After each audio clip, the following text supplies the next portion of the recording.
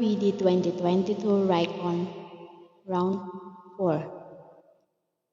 Nasaan si Bino Husan? By Michelle Dolay Donato. Dito sa aming barangay Kinamote, ay may bumabalot na isang misteryo. Kalahating taon na ang nakalilipas noong nagsimula ang hiwaga. Iyon ay tungkol sa pagkawala ni Bino Husan. May lahi siyang Bombay. Indiano kasi ang tatay niyang si Nabu Husan na matagal nang namayapa. Dahil sa biglaang pagkawala ni Bino, lagi nang matamlay ang nanay niyang si Aling Pipita Manalo Husan. Naging matatakutin din siya nang kumakalat ang haka-hakang kinuha ng isang engkanto si Bino. May mga nagsasabi namang baka pinatay na siya ng isa sa mga pinagkakautangan niya. Lolo Tang, ano raw po ba ang nangyari kay Bino? Napatigil ako sa pagbubunot ng mga damo sa aking bakuran nang may nagsalitang babae sa likuran ko. Oh, ikaw pala, Tinidor. Sabi ko namang Lolo Tangiri na lang. Sabi ko, sabay pagpag sa aking kamay na may mga lupa at hinarap siya. Ngumiti naman ang dalaga sabay hawi sa kanyang blonde na buhok. Sige po, Lolo Tangire. Dumayo ko pa talaga rito para makipagmarites sa akin. Ngayon ko lang nalaman na may Amerikanong marites. Bakit po ba biglang nawala si Bino? Sinasabi nilang kinuha raw siya ng engkanto. May nagsasabi rin na baka pinatay na siya ng pinagkakautangan niya.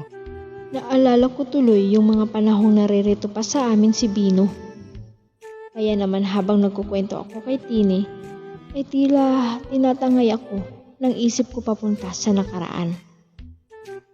Isang tanghali kasi, habang naglalakad ako pabalik sa bukid ay nakita kong iniihian ni Bino Husan ang isang puno na nasa silong ng isang puno ng maliit na mangga sa tabi ng kanyang bahay. Nilapitan naman siya ni Mang Domingo Sabado, mas kilala bilang Mang Doming, nang matapos siyang umihi. Asuway ka talaga, Bino. Mamaya niyan magalit sa'yo yung nunong naninirahan dyan. Pangaral ni Mang Doming sa 30 anyos na si Bino. Naniniwala ka pa riyan sa nuno, Mang Doming? Noong panahon pa yan ng kupong-kupong eh. Panahon na kaya ng mga computer ngayon. Computer kasi yun. Pagtatama ni Mang Doming. Pati tuloy ako ay naintriga sa pinag-uusapan nila. Mamaya na nga lang ako pupunta sa bukid. Makikinig muna ako saglit sa kanila. Basta. Hindi ako naniniwala riyan. Wika ni Bino sabay tawa. Luminga naman siya sa paligid tapos nakita niya ako.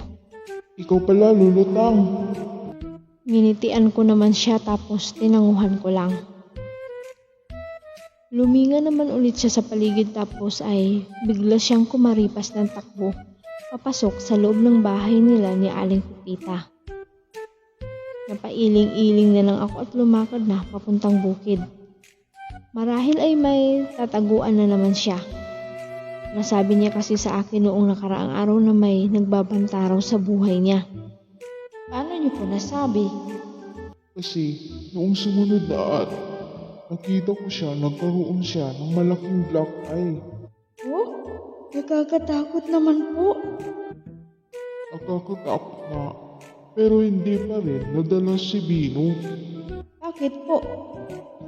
Inulit niya po ba yung ginawa niya? Huling na ibalik ang ala-ala ko sa nakaraan at isinalaysay sa kanya ang mga sumunod na nangyari. Habang papunta kaming apat sa bukid, ako, si Bino, Mang Doming at Aling Gingging. Para mag-ani ng palay, may dadaanan kaming puno ng balete. Doon siya umihi nang walang pag-aalinlangan. Bakit yan ka umihi? Ang kulit mo, Bino. Alam mo na nga, Kalat na ang sabi-sabing may engkanto riyan. Di naman po kasi totoo ang engkanto. Sabi naman ni Bino. Hindi pa nga gumagaling yung black eye niya na ipinarusa nung nuno sa kanya. Tapos ngayon ay wala siyang kadala-dala. Ano po ang naging parusa ni Bino?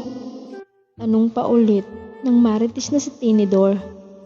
Kay ganda ng pangalan niya tapos magmamarites lang siya. Napahinga naman ako ng malalim at hinarap siya. Bakit? May problema po ba? Nginitian ko ng mapait ang dalaga. Bigla na lang nawala si Bino habang nag-aani kami sa bukid. Akala nga namin ay tinakasan lang kami sa gawain. Pero ilang araw na ay hindi pa rin siya bumabalik. At kalahating taon na nga ang nakalipas. Hanggang ngayon ay hindi pa rin siya nakikita. Nakakatakot naman po pala. Malamang ay kinuha na nga siya ng engkanto. Naniniwala ka na ba ngayon na totoo ang mga engkanto? Opo, Lola Tang. Kaya uuwi na ako sa bahay dahil padilim na. Dali-dali siyang kumaripas ng takbo. Ako naman ay hinugasan na ang aking mga kamay sa gripong katabi ng aking bahay. Nang makapaghugas na ako, ay palinga-linga akong tumingin sa paligid saka pumasok sa bahay. Lulutang! Tulungan mo ako! Aray! Mabilis kong isinara ang mga bintana at ang pinto. Hintik na. Ano bang nangyari sa'yo, Bino? Bakit namumutlak at nakahawak ka sa tiyan mo? Dahil yata sa nakain kong panis na adobong palaka. 4 na beses na akong nagbawas ng halos puro tubig. Malaking problema ito. Ano pa ba ang magagawa ko? Alangan namang pabayaan kong mamatay si Bino rito. Nasuspetsa ko'y na food poison. Mabuti na lang ay gabi na, kaya dinala ko siya sa ospital. Pagkarating namin sa emergency room, ay agad siyang inasikaso ng mga nurses. Ngunit, hindi ko inaasahan ang nakita namin doon. Lulutang? Binuhusan? Kapitan Duk. Napakamot ako sa noo ko. Sa dinami-rami ng pwedeng madatna namin dito, bakit si Kapitan Duk pa? Siya kasi ang kapitan namin sa barangay Kinamote. Magpaliwanag ka nga, Bino.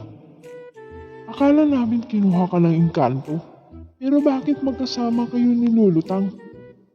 Nakapamaywang pasikap habang nakakabit sa kanya yung sphygmo manometer. Wala na, nabuko na kami. Kaya naman, ang sunod na lang na nangyari ay dinala kami sa barangay hall na makarecover na si Bino. Ngayon, kasama na namin lahat ng mga pinagkakautangan. Nagkagulo na nga.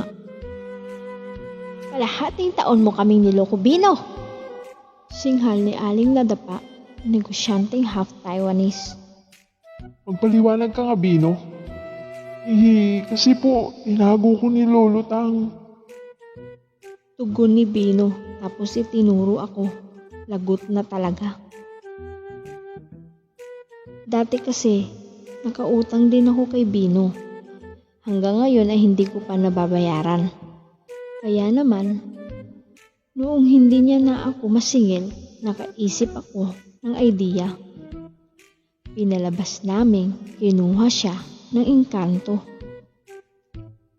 Sa tuwing iniihian niya yung punso at balete, sinisigurado naming may ibang taong nakakakita. Ako rin ang nagbigay ng black eye niya at hindi ang nuno.